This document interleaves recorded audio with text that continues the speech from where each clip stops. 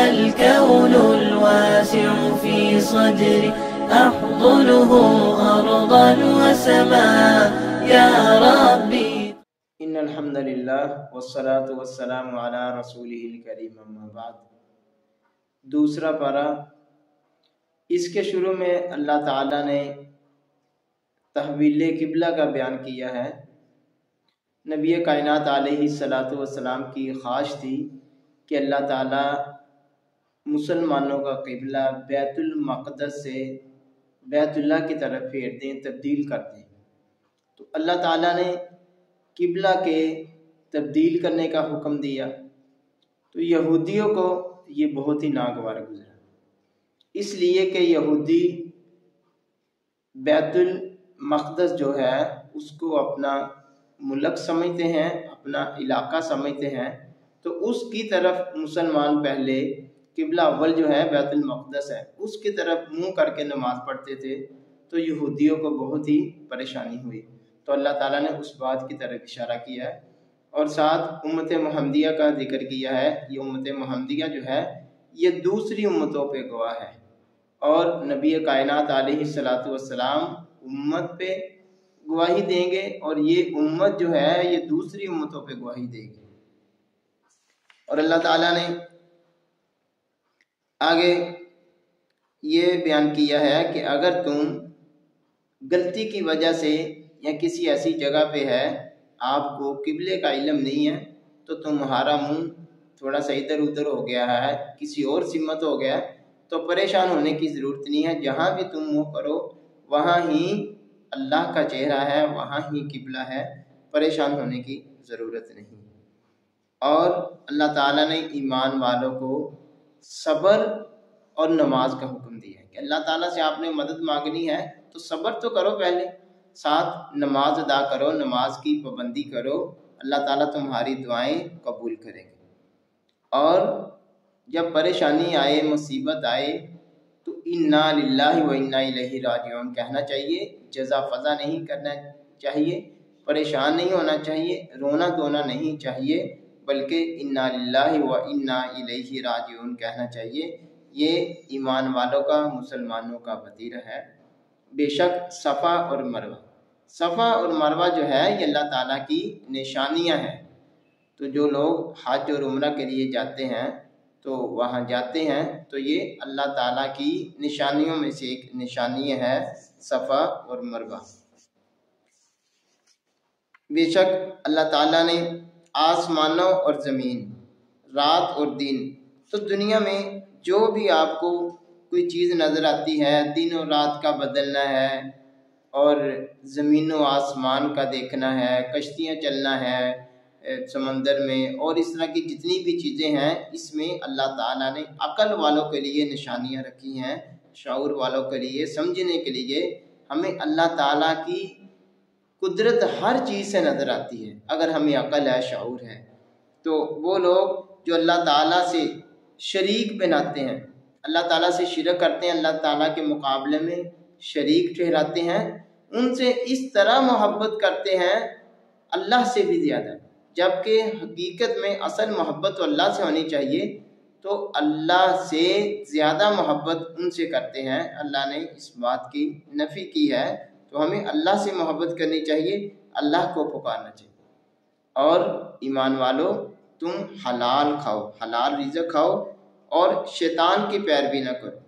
شیطان کو برائی کا حکم دیتا ہے، فحاشی کا حکم دیتا ہے، اور شیطان کی باتوں پہ عمل نہیں کرنا چاہیے بلکہ اللہ کی بات کو ماننا چاہیے۔ اے لوگو، جو تم کھاتے ہو ان میں اللہ تعالیٰ نے کچھ چیزیں حرام قرار دی، مردار حرام ہے، خون حرام ہے، خنزیر کا گوشت حرام ہے، اور اسی طرح مختلف چیزیں ہیں۔ تو حرام چیزوں کو بھی اللہ تعالیٰ نے بعض اوقات انسان کے لیے جائز قرار دیا۔ اگر انسان پھنس گیا ہے، مجبوری ہے، زندگی موت کا مسئلہ ہے، تو انسان مجبوری کے پیش نظر اس کو تھوڑا بہت کھا سکتا ہے اپنی جان بچانے کے لیے۔ اللہ تعالیٰ نے قصاص مسلمانوں کے لیے رکھا ہے، تو قصاص کا یہی فائدہ ہے کہ انسانی معاشرے سے برائیاں فتنے فساد لڑائی جھگڑے جو ہے یہ ختم ہو جاتے ہیں۔ آج ہمارے معاشرے میں جو بدامنی ہے، بے سکونی ہے، اس کی بہت بڑی وجہ یہ ہے، جو امیر ہے وہ غریب پہ ظلم کرتا رہتا ہے اور غریب کی کوئی بات سننے والا نہیں۔ اگر قصاص ہو، اسلامی عدالتیں ہوں، تو یہ ساری کی ساری پریشانیاں جو ہیں یہ ختم ہو جاتی ہے۔ اور اگر آپ نے غلام کو قتل کیا تو غلام کے بدلے میں غلام، اگر آزاد بندے کو قتل کیا تو اس کے بدلے میں آزاد ہی ہوگا، پھر یہ نہیں غلام کو قتل کر دیا جائے، عورت کے مقابلے میں عورت، مرد کے مقابلے میں مرد۔ اور اسی طرح اللہ تعالیٰ نے انسانیت میں تقوی اور پرہیزگاری کے لیے اللہ تعالیٰ نے روزوں کو فرض کیا۔ یا الذین آمنوا کتب علیکم الصیام کما کتب علی الذین من قبلکم لعلکم تتقون۔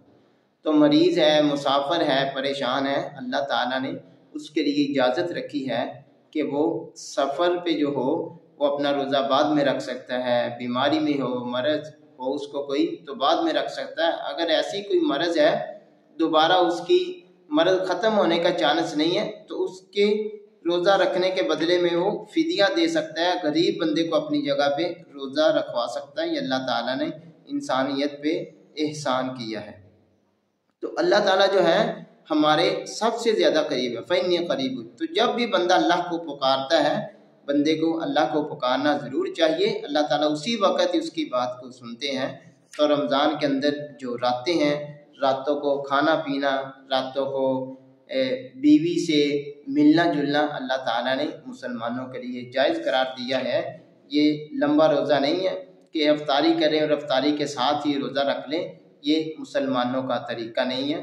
یہ مسلمانوں کا طریقہ یہ ہے کہ آپ سحری کے ٹائم جب تک فجر کی اذان، فجر کا وقت نہ ہو جائے تب تک تمہارے لیے کھانا جائز ہے، اور سحری لیٹ کرنا زیادہ فضیلت ہے اور افطاری جلدی کرنا زیادہ فضیلت ہے۔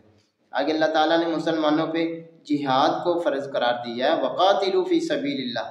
تو تم ان لوگوں سے قتل کرو، ان لوگوں کو قتل کرو، ان سے لڑائی کرو جو تمہیں قتل کرتے ہیں، جو تم سے لڑائی کرتے ہیں، اور کافروں پہ بھی مسلمانوں نے زیادتی نہیں کرنی۔ اللہ تعالیٰ نے یہ اسلام جو دین ہے یہ امن کا دین ہے، یہ امن کے لیے ہے۔ اور اللہ تعالیٰ نے فرمایا جب تک فتنہ ختم نہ ہو جائے تم لڑائی کرتے رہو، وَالْفِتْنَةُ أَكْبَرُ مِنَ الْقَتْلِ۔ اور فتنہ جو ہے یہ قتل سے بھی بڑا ہے۔ تو فتنہ ختم کرنے کے لیے اللہ تعالیٰ نے جہاد کو فرض قرار دیا ہے مسلمانوں کے لیے۔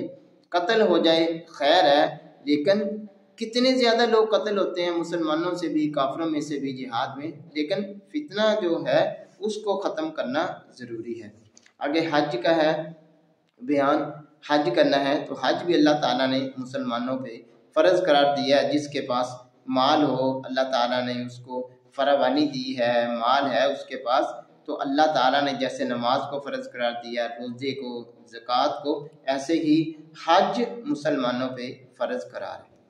تو آگے پھر بنی اسرائیل کا واقعہ ہے، ان کی بہت ساری نعمتوں کا، اور جو بنی اسرائیل کی کوتاہیاں تھیں، گناہ تھے، ان کا واقعہ ہے۔ تو ہمیں جو جو باتیں ان میں تھی، جو کمیاں تھیں، ان سے بچنا چاہیے تاکہ ہم بہترین امت ہے، امتم واسطہ، یہ امت محمدیہ کا شان ہے، فضیلت ہے۔